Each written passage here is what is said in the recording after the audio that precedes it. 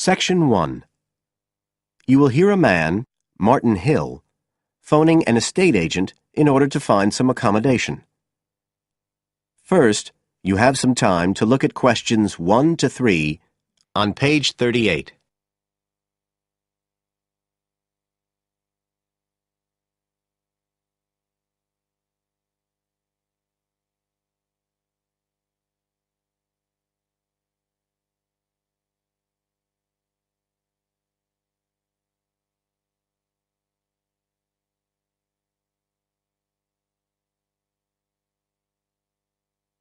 You will see that there is an example which has been done for you. On this occasion only, the conversation relating to this will be played first.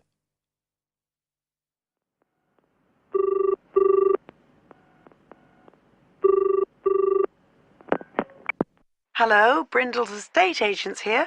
How may I help you? Oh, good morning. I'm ringing to see what flats you have for rent at the moment. Right.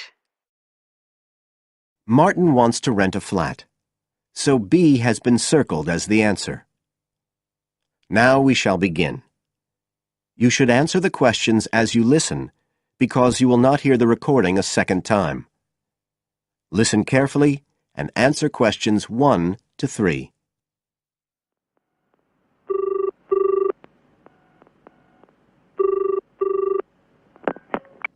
Hello, Brindle's estate agents here. How may I help you? Oh, good morning. I'm ringing to see what flats you have for rent at the moment. Right. Can I start by just taking your name, Mr. Hill, Martin Hill. Right. And are you looking for a flat for yourself or, a family, perhaps? Well, it's for 3 of us, myself and 2 friends. We're going to share together. I see. What about employment? Are you all students? Oh no, we've all got full-time jobs.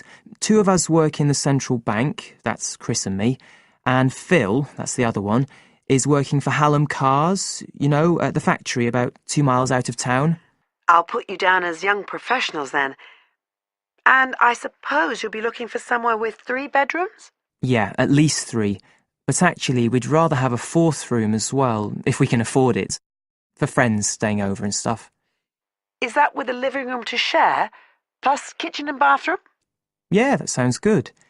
But we must have a bathroom with a shower. We don't mind about having a bath, but the shower's crucial. OK, I'll just key that in.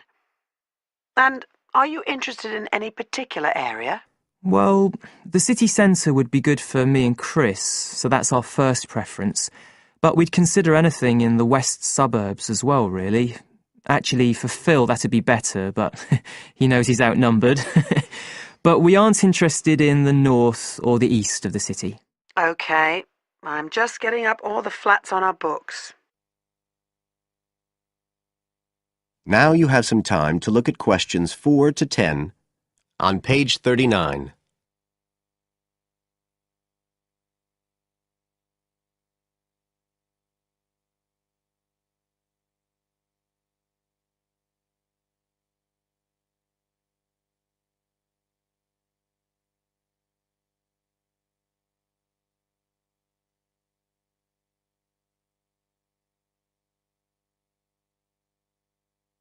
Now listen and answer questions 4 to 10. Just looking at this list here, I'm afraid there are only 2 that might interest you. Do you want the details? OK, let me just grab a pen and some paper. Fire away. This first one I'm looking at is in Bridge Street and very close to the bus station. It's not often that flats in that area come up for rent.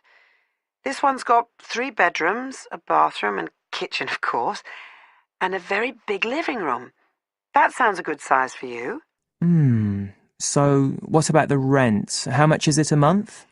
The good news is that it's only £450 a month. Rents in that area usually reach up to $650 a month. But the landlord obviously wants to get a tenant quickly. Yeah, it sounds like a bit of a bargain. What about transport for Phil?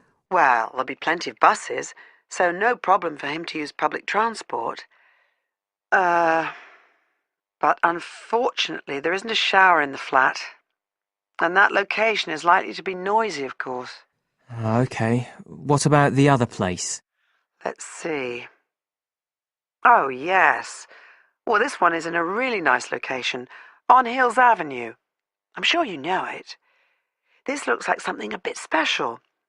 It's got 4 big bedrooms and, there's a big living room.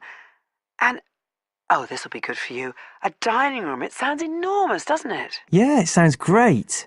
That whole area is being developed, and the flat's very modern, which I'm sure you'll like.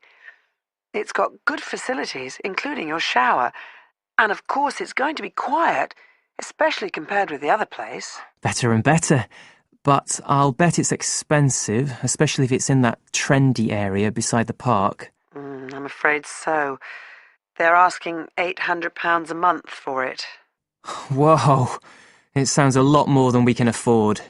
Well, maybe you could get somebody else to move in too. I'll tell you what, give me your address and I can send you all the details and photos, and you can see whether these two are worth a visit. Thanks, that would be really helpful. My address is flat 5.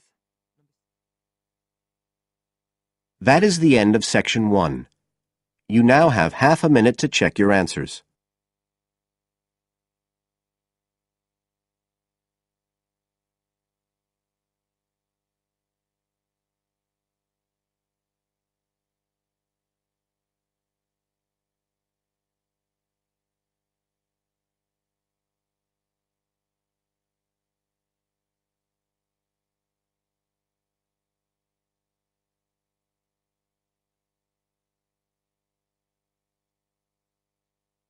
Now turn to section 2 on page 40.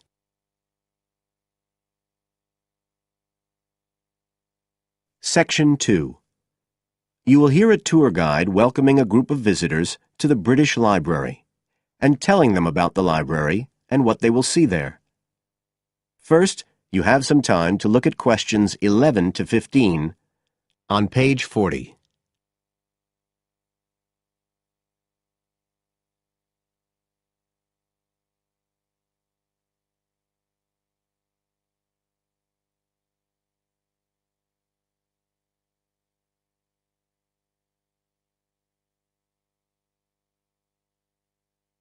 Now listen carefully and answer questions 11 to 15.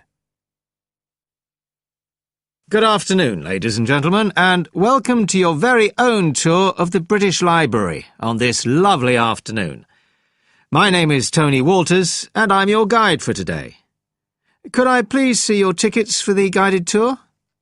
I'd also like to remind you that any tickets bought today do not include a visit to the reading rooms. I'm afraid we don't do visits on Fridays, or any weekday during working hours, so as not to disturb the readers.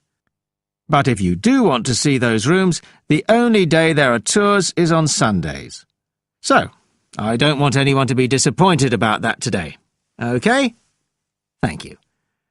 Right, we'll start with a brief introduction. As many of you know, this is the United Kingdom's National Library, and you can see that this is a magnificent modern building. It was first designed by Sir Colin St. John Wilson in 1977, and inaugurated by Her Majesty the Queen more than 20 years later in 1998. As you can see, the size is immense, and the basements alone have 300 kilometres of shelving, and that's enough to hold about 12 million books. The total floor space here is 100,000 square metres, and, as I'll show you, the library houses a huge range of facilities and exhibition spaces. And it has 1,000 staff members based here in the building. So, you can appreciate the scale of our operation. In fact, this was the biggest publicly funded building constructed in the United Kingdom last century. It is still funded by the government as a national institution, of course, and it houses one of the most important collections in the world. The different items come from every continent and span almost 3,000 years. The library isn't a public library, though. You can't just come in and join and borrow any of the books. Access to the collections is limited to those involved in carrying out research. So it's really a huge reference library for that purpose, and anyone who wants to consult any materials that are kept here can formally apply to use the library reading rooms. You now have some time to look at questions 16 to 20 on page 41.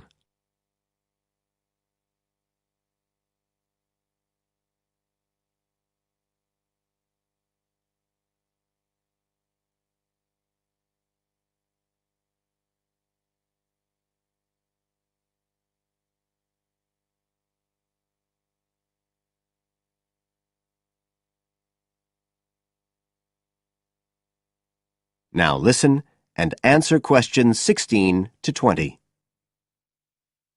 Right, well, here we are, standing at the meeting point on the lower ground floor, just to the right of the main entrance. I've given you all a plan of the building so that we can orientate ourselves and get an idea of where we'll be going.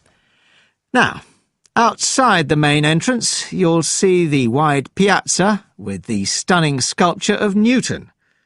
The sculptor was Paolozzi, but it's based on the famous image by William Blake, and it's definitely worth a closer look. On the other side of the piazza from the statue is the conference centre, which is used for all kinds of international conventions. We'll take a quick look inside at the end of our tour. Looking ahead of us now, you'll see that we're standing opposite the staircase down to the basement, where you'll find the cloakroom, and to the left of that, we have the information desk, where you can find out about any current exhibitions, the times of the tours, and anything you need to know, if you don't have a tour guide. As you can see, on this lower ground floor, we also have a bookshop. That's the area over to the left of the main entrance. You'll be free to browse there when we get back to the ground floor. Now, opposite the main entrance on this floor, we have the open stairs leading up to the upper ground floor. And at the top of them, in the middle of the upper ground floor, you can see a kind of glass-sided tower that rises all the way up through the ceiling and up to the first floor. This is called the King's Library.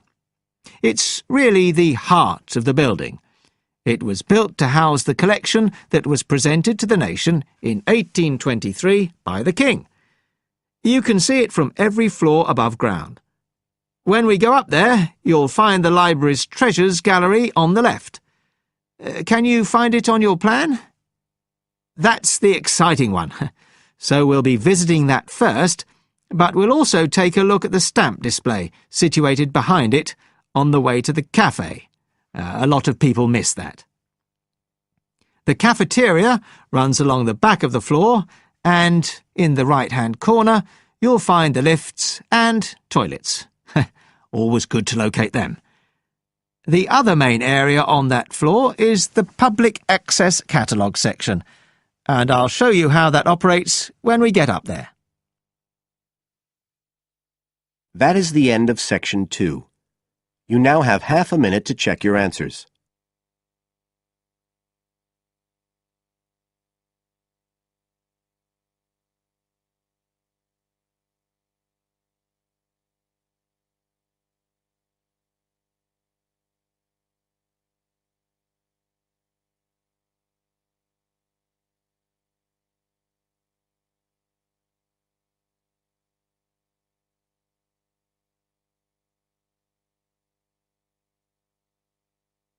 Now turn to section 3 on page 42.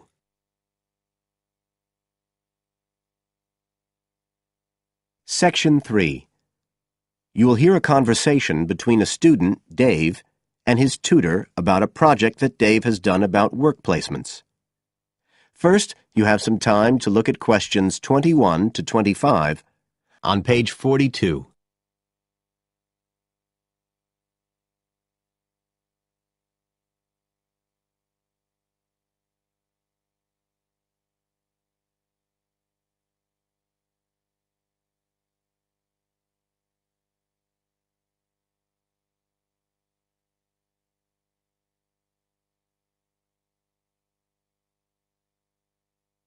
Now listen carefully and answer questions 21 to 25.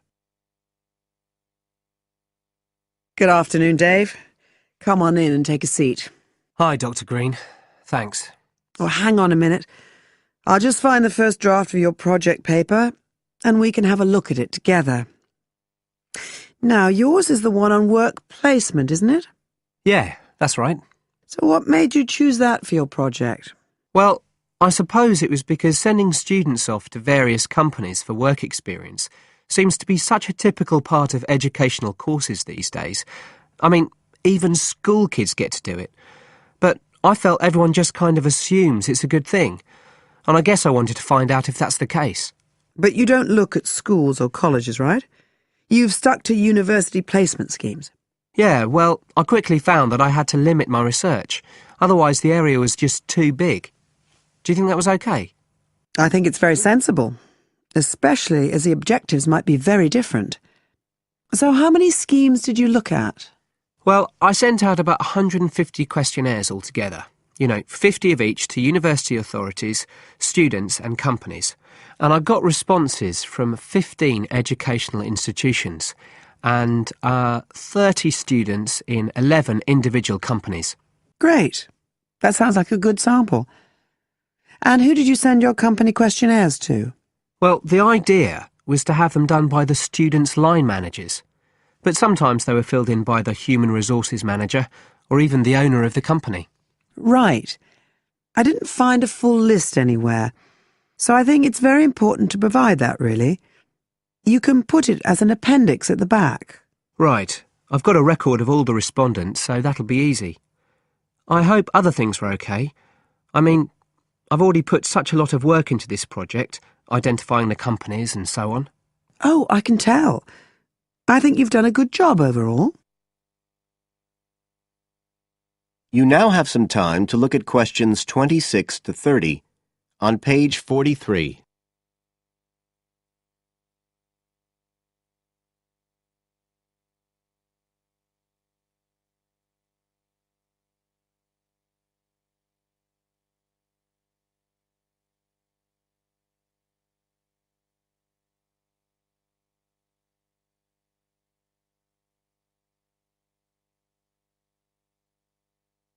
Now listen and answer questions 26 to 30.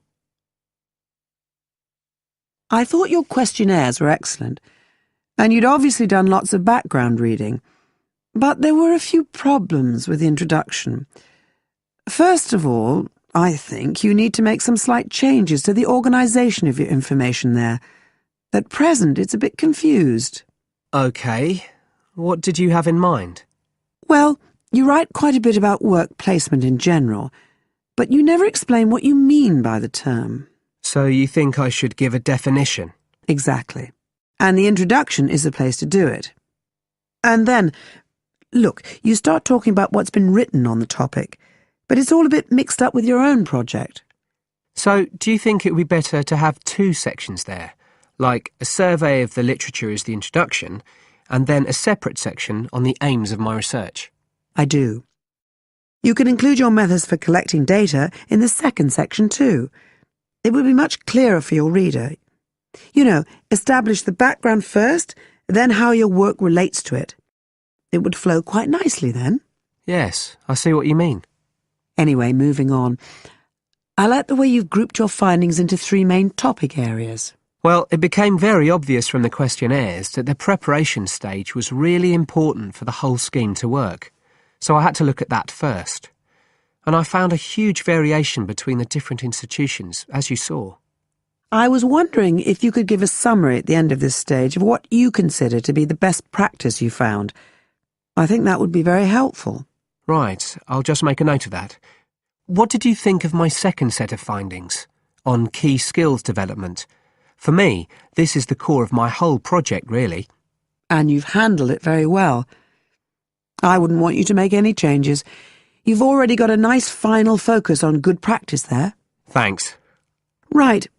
Now, I think the last part, which deals with the reasons why students don't learn... What, the constraints on learning chapter? Yes, that's the one. I think you need to refer to the evidence from your research a bit more closely here. You know, maybe you could illustrate it with quotations from the questionnaires, or even use any extracts from a student diary if you can, and refer back to what you've written about good practice.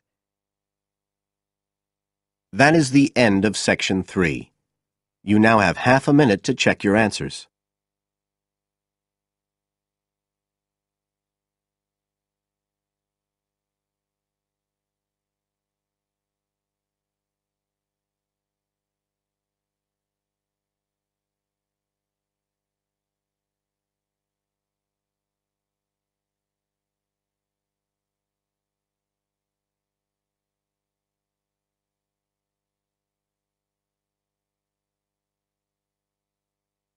Now turn to Section 4 on page 44.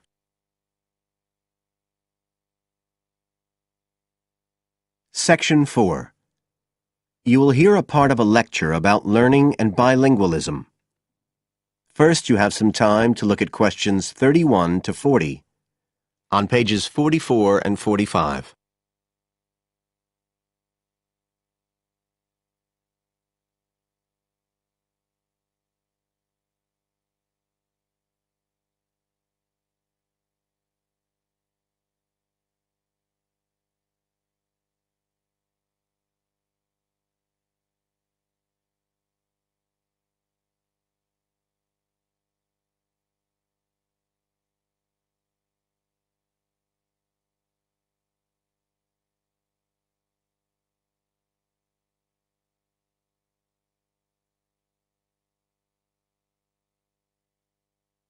Now listen carefully and answer questions 31 to 40.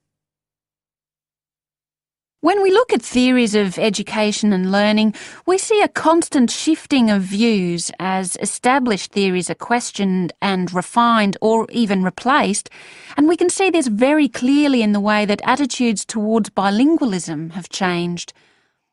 Let's start with a definition of bilingualism. And for our purposes today, we can say it's the ability to communicate with the same degree of proficiency in at least two languages. Now, in practical terms, this might seem like a good thing, something we'd all like to be able to do. However, early research done with children in the USA in fact suggested that being bilingual interfered in some way with learning and with the development of their mental processes. And so in those days, bilingualism was regarded as something to be avoided, and parents were encouraged to bring their children up as monolingual, just speaking one language. But this research, which took place in the early part of the 20th century, is now regarded as unsound for various reasons, mainly because it didn't take into account other factors such as the children's social and economic backgrounds. Now, in our last lecture, we were looking at some of the research that's been done into the way children learn, into their cognitive development, and in fact we believe now that the relationship between bilingualism and cognitive development is actually a positive one. It turns out that cognitive skills such as problem solving, which don't seem at first glance to have anything to do with how many languages you speak, are better among bilingual children than monolingual ones. And quite recently, there's been some very interesting work done by Ellen Bialystok at York University in Canada. She's been doing various studies on the effects of bilingualism, and her findings provide some evidence that they might apply to adults as well. They're not just restricted to children.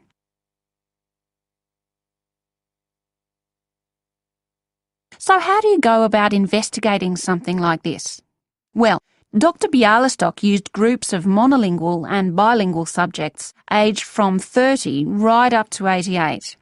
For one experiment, she used a computer program which displayed either a red or a blue square on the screen. The coloured square could come up on either the left-hand or the right-hand side of the screen. If the square was blue, the subject had to press the left Shift key on the keyboard, and if the square was red, they had to press the right Shift key. So they didn't have to react at all to the actual position of the square on the screen, just to the colour they saw.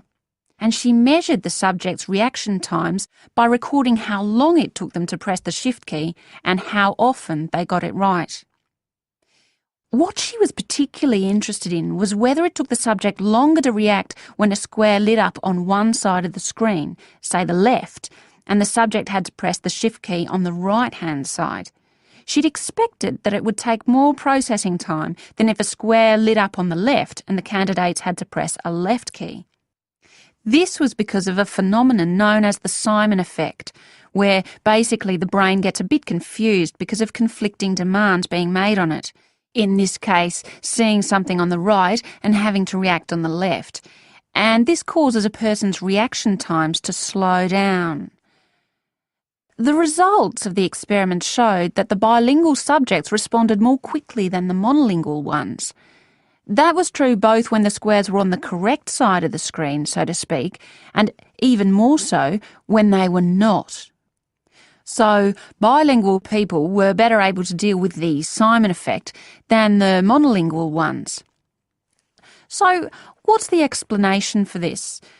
Well, the result of the experiment suggests that bilingual people are better at ignoring information which is irrelevant to the task in hand and just concentrating on what's important.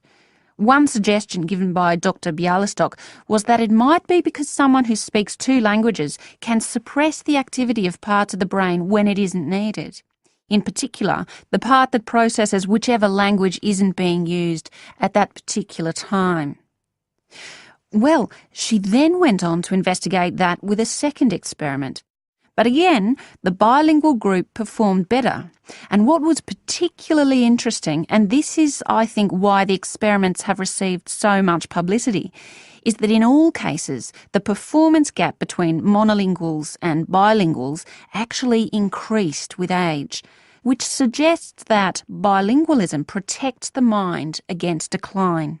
So, in some way, the lifelong experience of managing two languages may prevent some of the negative effects of ageing. So that's a very different story from the early research. So what are the implications of this for education? That is the end of Section 4. You now have half a minute to check your answers.